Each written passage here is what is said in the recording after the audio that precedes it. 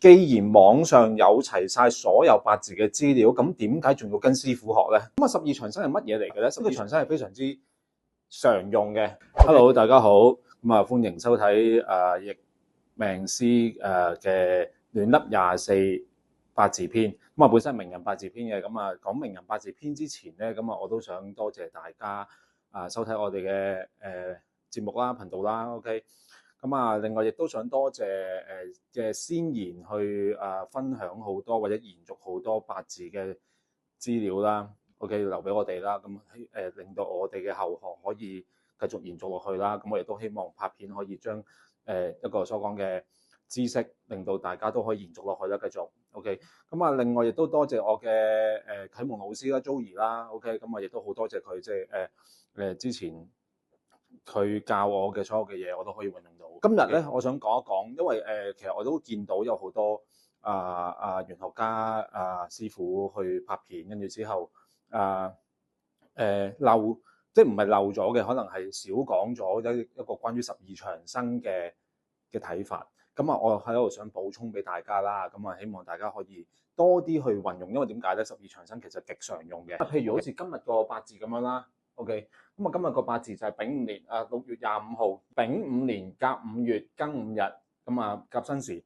咁啊，網上亦都可能有好多人就講啦，喺個午時嗰度，跟住之後即係4個5又會點樣咧？咁樣會唔會有啲乜嘢嘅問題咧？咁樣 OK， 咁啊今日咧就好明顯會有啲撞車嘅事件，咁啊我唔講呢啲分叉嘅嘢住啦。OK， 譬如呢個午嘅長生啦 ，OK， 午係月木嘅長生啦，呢個午係月木嘅長生啦，午係月木嘅長生啦，呢個長生係非常之常用嘅 ，OK， 咁啊個辛金亦都係壬水嘅長生啦 ，OK， 咁啊長生係乜嘢嚟嘅咧？十二長生咧其實係10個天干，即係由甲干去到癸干、甲乙丙丁戊己庚辛壬癸嘅天干嘅12種狀態。咁呢12種狀態咧就係簡單啲嚟講就係等同於生老病死嘅狀態。佢極常用嘅意思其實係講緊不論你係睇原局嘅八字啦，定係大運啦、流年啦、流月啦、流日啦，都一定要睇嘅。OK， 咁啊十二長生我輕講下先。咁啊佢個次序咧就係長生、沐浴、冠帶、臨官、帝旺、衰、病、死、無、絕、胎、養咁樣。即係如果大家覺得難背嘅話咧，就分開3個。呢個係第一組，呢個係第二組，呢個第三組。咁第一組咧就係偏向好嘅 ，OK， 即係簡單啲嚟講，好似等同於一棵樹或者一朵花咁樣去茂盛嘅狀態，即係佢由種子去到生長，跟住淋水，跟住之後去到標芽，跟住之後去到成為一朵花嘅過程，就係上邊嘅呢個過程啦，最簡單嘅 ，OK。第二組咧就係偏向衰亡嘅過程，衰病死無絕咧就係等同於朵花開始凋謝啦 ，OK， 咁啊去到冇乜氣啦，佢或者係唔夠水分啦，跟住之後直接去到死，跟住之後去到變咗一個所講嘅枯咗啦，跟住之後去到塵歸塵土歸土咁嘅現象啦。第三個咧就係胎養，胎養咧就係簡單啲嚟講就係入胎之氣同埋係即係養育嘅過程。OK， 喺個胎裏邊嘅養育嘅過程，等同於係咩？等同於就係一粒種子，佢淋咗水，跟住之後慢慢發芽嘅嗰個過程，但係未有莖或者葉嘅過程。OK， 咁大家可以試下跟住呢個步驟去輕輕背咗佢啦。OK， 因為都係真係極常用。OK， 咁我再講一次啦，長生、沐浴、冠帶、臨官、帝旺、衰、病、死、無、絕、胎、養咁樣。10個天干有12個狀態。咁譬如好似我當係甲木咁樣，甲木長生於亥，跟住之後長生呢個長生 ，OK， 甲木長生於亥，跟住之後一路順數落去啦，亥子、丑、寅、卯、辰，呢個長生，跟住之後呢個就係沐浴，呢個就係冠帶，呢個就係臨官，呢個就係帝旺 ，OK， 跟住之後好啦，去到辰、巳、午、未、申。呢度就係衰、病、死、無、絕、有戌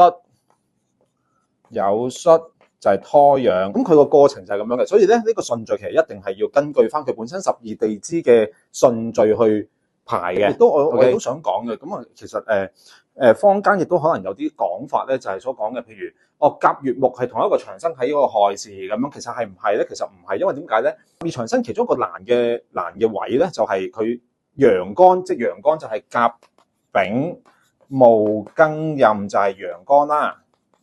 呢個係陽干。好啦，陰干咧就係乙丁己辛癸。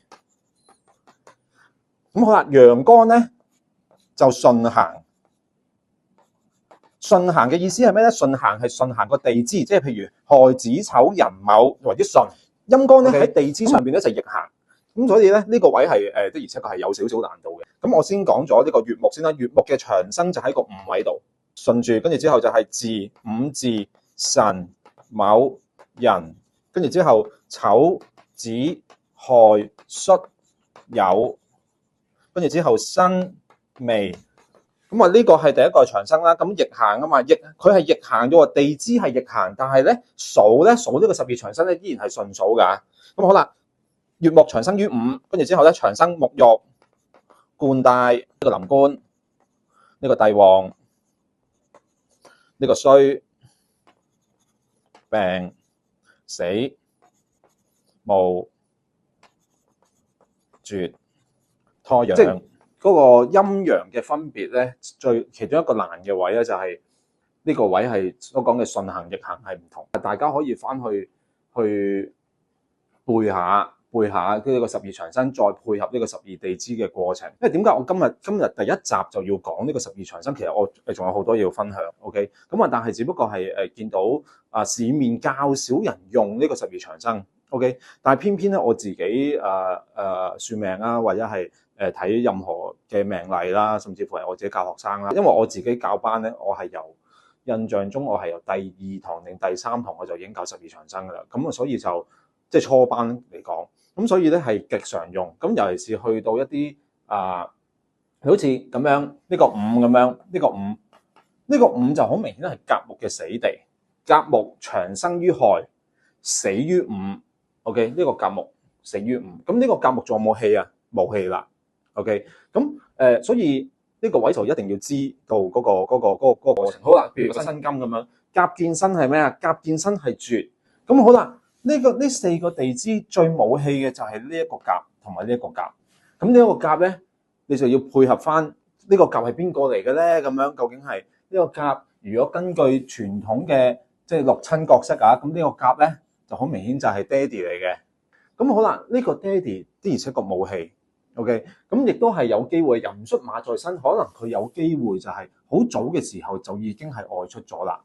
OK， 因為佢坐住咗個馬星，即係呢一個副星，個副星 replace 咗喺呢一個時柱嗰度，跟住之後咧再坐住咗個出生年嘅馬星，就可能好大機會就係好早嘅時候就已經係外出咗啊，離開咗家庭啊，或者去咗可能薪金係轉美國啊咁樣啊去做嘢。咁所以六親關係再加十二長生再加十神咁樣去斷咧，其實係應該係比較符合翻一個正常嘅睇命嘅過程或者斷命嘅過程。OK， 咁今日分享到咁多先。希望大家睇完今日嘅即係初步嘅第一集啦。希望下次大家睇完之後，即係可能我再講第二集嘅時候，大家已經熟悉咗呢個十二長生。OK， 我補多句啦。就係其實上網咧一定揾到啲資料嘅，所以咧其實唔使太過擔心話哇一定要去邊度學啊咁樣。當然啦，其實我亦都想輕輕講一講就係既然網上有齊晒所有八字嘅資料，咁點解仲要跟師傅學咧？重點就係師傅嘅作用係攞嚟分析而家網上嘅一啲所有嘅信息嘅真偽。師傅嘅作用係咁樣，因為點解咧？因為而家網上太多一啲唔同嘅信息啦，有啲就話好用，有啲就話唔好用，有啲話啱用，有啲又話唔啱用，有啲又話咁睇，有啲又話唔係咁睇咁樣，最終都係其實係好在乎個實質嘅驗證。OK， 所以大家可以聽完之後再喺網上嗰度揾資料，跟住之後自己背咗去咁樣。如果係唔熟嘅話，因為其實我之後都會一路分享嗰個所講十二長生究竟點用。去到我之後拍片嘅時候咧，其實好大機會係直接，譬如好似個午就係直接就係個甲嘅死地啦，咁樣我就會咁樣噶啦。咁就變相咗可能好容易大家唔熟嘅話咧，就唔知我講緊啲乜嘢啦。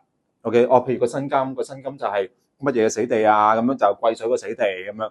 你其實應該係要熟到就係你唔使咁樣去數十二長生長生沐浴冠帶能冠帝王唔使數嘅，應該係要熟到其實係你一睇嗰個字就要知道嗰個字係乜嘢嘅死地啦。OK，咁啊今日分享到咁多先，咁啊希望大家繼續收睇我嘅節目啦。OK，咁啊另外亦都我自己都有開班嘅，咁亦都有教八字啊、紫微斗數，咁啊亦都係小班教學嚟嘅。咁啊如果大家有興趣嘅可以聯絡我啦，同埋訂閱我啦。OK，多謝各位。